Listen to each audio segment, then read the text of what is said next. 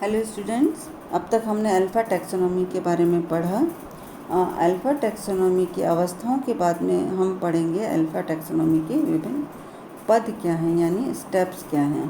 तो इन स्टेप्स में हम शामिल कर सकते हैं पादप का वर्णन, पादप की पहचान, पादप का नामकरण और पादप का वर्गीकरण। सबसे पहले हम लेते हैं डिस्क्रिप्शन ऑफ प्लांट। इसके अंतर्गत पादप के प्रमुख लक्षणों का अध्ययन किया जाता है, उनकी एक सूची तैयार की जाती है और उस सूची के आधार पर पौधे का विस्तृत विवरण वैज्ञानिक शब्दावली यानी सेमी टेक्निकल लैंग्वेज में लिखा जाता है। और इस विस्तृत विवरण में केवल ऐसे गुणों को समावेशित करते हैं, यानी उनके अंदर सिर्फ हम वही लक्षण लिखते हैं जो इस पौधे को दूसरे पौधों से अलग करते हैं। यानी किसी एक पौधे की जो पहचान है उसको हम इसमें शामिल करते हैं डिस्क्रिप्शन में या पौधों के वर्णन में। जितने भी पौधे में मिलने वाले डायग्नोस्टिक कैरेक्टर्स हैं जिससे हम उस पौधे को पहचान सकते हैं,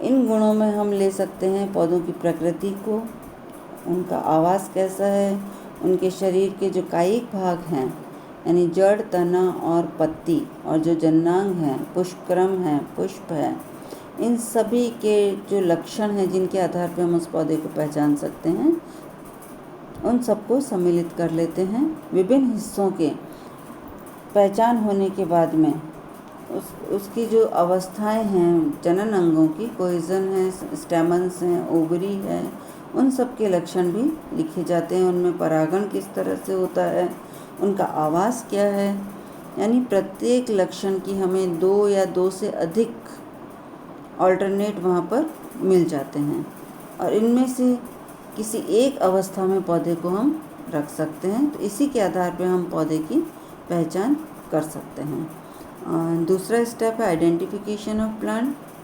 आइडेंटिफिकेशन ऑफ प्लांट यानी पौधे को पहचानना। इसके अंतर्गत अगर कोई अज्ञात पौधा हमें मिलता है तो उससे हम सबसे पहले जो हमारे पास में हर्बेरियम शीट्स हैं या पादप प्रारूप हैं उनसे उसको मैच कराते हैं, मिलान कराते हैं। उसके बाद में ज्ञात प्रजातियों की हर्बेरियम शीट्स के साथ में उसकी भी हर्बेरियम शीट बनाई जाती है और जो आइकन्स हैं यानी हमारे पास में पहले से जो विवरण उपस्थित हैं उनमें जो चित्र हमें मिल रहे हैं उसके आधार पर हम उस पौधे को पहचानते हैं।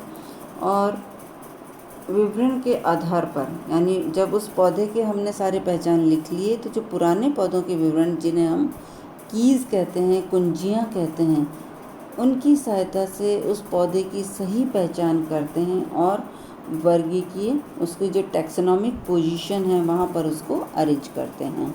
ये कहलाता है आइडेंटिफिकेशन ऑफ प्लांट। तीसरा स्टेप हमने लिखा है nomenclature of plant. Nomenclature of plant में हम अगर कहना चाहें दूसरे शब्दों में जो अंतर्राष्ट्रीय नियम पौधों के वैज्ञानिक नाम को लिखने के लिए या निर्धारित करने के लिए रखे गए हैं उन्हीं के आधार पर पौधे का सही नाम लिखते हैं। विभिन्न पौधों के हम generic name, specific name, family, इन सभी का वैज्ञानिक नामों के आधार पर ही निर्धारण करते हैं। और इसके लिए जो अंतर्राष्ट्रीय संस्था जिम्मेदार है जो कि इन नियमों को सुनिश्चित करती है वह है ICBN। ये आप सभी को मालूम है। ICBN यानी international code of botanical nomenclature. यह है एक विश्व स्तरीय मान्यता प्राप्त संस्था है जो कि सर्वमान्य पद्धति पर कार्य करती है। तो इन नियमों के आधार पर एक अज्ञात पौधे का यूनिफॉर्म नॉमेनक्लेचर हो जाता है जो कि सर्वमान्य होता है। मतलब ये जो नामकरण हम कर रहे हैं, इसका पौधे का वैज्ञानिक नाम जो रख रहे हैं, इसका सबसे बड़ा लाभ होता है कि विश्व के किसी भी कोने में चले जाएं, ये नाम उस पौधे की पहचान बन जाता है। यानी अंतर्राष्ट्रीय स्तर पर पौधे से संबंधित जितनी भी जानकारी हमें मिलेगी कंप्यूटर में वो सब उसी नाम पर आधारित होती हैं। चौथा स्टेप है क्लासिफिकेशन ऑफ प्लांट्स। तो अल्फ़ा टैक्सोनॉमी के अंतर्गत विभिन्न पौधों का जब हमने अध्ययन कर लिया, उनके सारे मॉर्फोलॉजिकल कैरेक्टर ध्यान में रख लिए और उसका नॉमेनक्लेचर भी कर लिया, तो इन पौधों को विभिन्न टैक्सोनॉमिक ग्रुप्स में व्यवस्थित किया जाता है और यही कहलाता है classification of plants.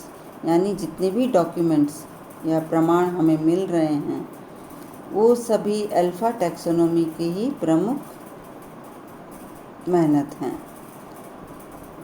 Alpha taxonomy जो हमें पौधों की पहचान भली भांति स्थापित करने में हेल्प करती है, उसी के दौरान हम हर्बेरियम बनाते हैं और ये हर्बेरियम भविष्य में भी हमें किसी भी अज्ञात पौधे को मैच करके उसको पहचान में हेल्पफुल होती हैं।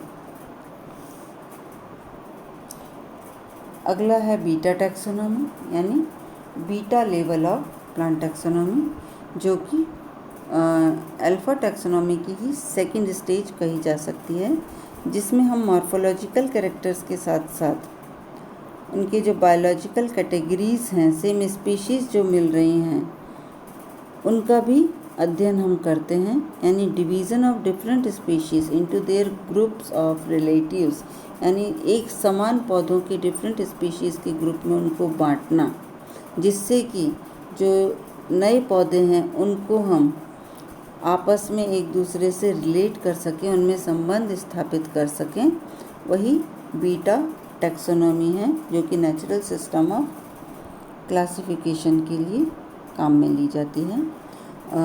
तीसरा प्रकार जो साइंटिस्ट ने माना वो था गामा टैक्सोनॉमी। गामा टैक्सोनॉमी का जो स्टडी है वो लिमिटेड है, सीमित है, क्योंकि गामा टैक्सोनॉमी जो आधारित है वो है उसके वेरिएशंस और इवोल्यूशनरी स्टडीज़ के एनालिसिस पर। जो पौधा हमें मिला है, अगर उससे रिलेटेड हमें दूसरे पौधे मिल रहे हैं, उनमें जो विभिन्नताएं हमें मिल रही हैं विकास के दौरान, इन सब का एनालाइज किया जाता है और उसी के आधार पर उस पौधे की टैक्सोनॉमिक पोजीशन पता की जाती है। तो ये लगभग सभी पौधों के लिए या सभी जातियों के लिए कॉमन नहीं है, ये एक लिमिटेड पौधों पर ही अप्लाई की जा सकती है।